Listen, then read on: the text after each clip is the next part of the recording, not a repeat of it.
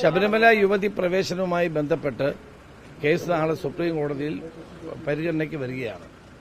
ഗവൺമെന്റിന്റെ നിലപാട് അറിയാൻ താൽപര്യമുണ്ട്. കാരണം ഞങ്ങൾക്കൊരു നിലപാടേ ഉള്ളൂ, യുവതികളെ അവിടെ പ്രവേശിപ്പിക്കാൻ പാടില്ല എന്നുള്ളതാണ് അന്നും ഇന്നും UDF എടുത്തിട്ടുള്ള നിലപാട്. അതനുസരിച്ചാണ് ഉമ്മൻചാണ്ടിയുടെ ഗവൺമെന്റ് അഫിഡവിറ്റ് കൊടുത്തിരുന്നത്. ആ അഫിഡവിറ്റ് മാറ്റിയിട്ടാണ് അന്ന് പിണറായി വിജയന്റെ ഗവൺമെന്റ് യുവതീ പ്രവേശനം അനുവദിക്കണം എന്നുള്ള സത്യവാങ്മൂലം കൊടുത്തത്. ഇപ്പോഴും അവർ ആ നിലപാടിൽ ഉറച്ചു നിൽക്കുന്നുണ്ടോ എന്ന് അവർ വ്യക്തമാക്കണം. ഞങ്ങൾക്കൊരു നിലപാടേ ഉള്ളൂ. കാരണം ആചാരങ്ങൾക്കനുസരിച്ചും അവിടുത്തെ ശബരിമലയുടെ പ്രത്യേകത അനുസരിച്ചും വിശ്വാസങ്ങളനുസരിച്ചും യുവതികളെ കയറ്റാൻ പാടില്ല എന്നുള്ളതാണ്.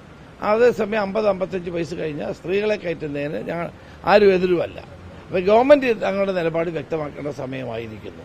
യുവതീ പ്രവേശനം അനുവദിച്ച ശേഷം നാട്ടിലെ ജനങ്ങളുടെ വീടുകളിൽ പോയി മാപ്പ് പറഞ്ഞവരാണ് മാർക്സിസ്റ്റ് പാർട്ടി. അവരുടെ ഇപ്പോഴത്തെ നിലപാടാണ് അറിയാൻ താല്പര്യം. ഈ ആഗോള അയ്യപ്പ സംഗമം വന്നപ്പോൾ അന്ന് UDF പറഞ്ഞത് അഫിഡവിറ്റ് മാറ്റി നൽകണമെന്നാണ്. അതിൽ ഇനി നിലപാട് സമയം നീട്ടി ചോദിക്കുമോ? തന്നെയാണ് ആ ഗവൺമെന്റ് കൊടുത്ത അഫിഡവിറ്റ് മാറ്റി എഴുതണം. കാരണം യുവതി പ്രവേശനം അനുവദനീയമല്ല എന്നുള്ളതാണ് ഞങ്ങളുടെ നിലപാട്. അതുകൊണ്ടാണ് ഉമ്മൻചാണ്ടി ഗവൺമെന്റ് അത്തരം ഒരു അഫിഡവിറ്റ് കൊടുത്തത്. അത് മാറ്റിയിട്ടാണ് യുവതി പ്രവേശനം അനുവദിക്കണമെന്നാണ് പിണറായി വിജയൻ ഗവൺമെന്റ് അഫിഡവിറ്റ് കൊടുത്തത്. അവരിപ്പോഴും അതിൽ നിൽക്കുന്നുണ്ടോ എന്ന് അറിയേണ്ട സമയമാണിപ്പോൾ. മുഖ്യമന്ത്രി അത് വ്യക്തമാക്കട്ടെ. അതോടൊപ്പം തന്നെ ഇന്നലെ തിരുവനന്തപുരത്ത് ഒരു ഡിവൈഎഫ്കാർ ചേർന്നൊരു പോലീസിനെ മർദ്ദിച്ചു.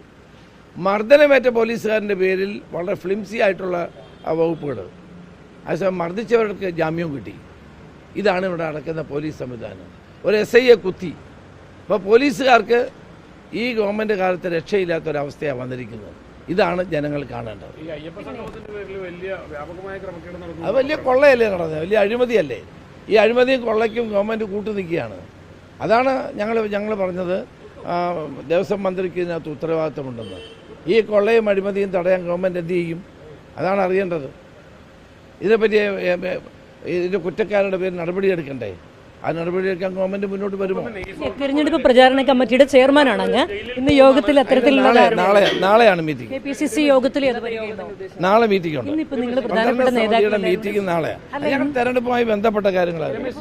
അത് നിങ്ങൾ KPCC പ്രസിഡന്റിനോട് ചോദിക്കും. നാളെ KPCC യോഗത്തിൽ വയ്ക്കാനുള്ള സീറ്റ് വിഭജനം സംബന്ധിച്ച ഒരു ധാരണയൊക്കെ ആയിട്ടുണ്ടോ? സീറ്റ് വിഭജനം സംബന്ധിച്ച് ഇതുവരെയും കേരള കോൺഗ്രസ് അടക്കമുള്ളവരോട് CPM ഉറപ്പിച്ചു പറയുന്നത് അല്ലെങ്കിൽ LDF ഉറപ്പിച്ചു പറയുന്നത് അതെന്താണ്?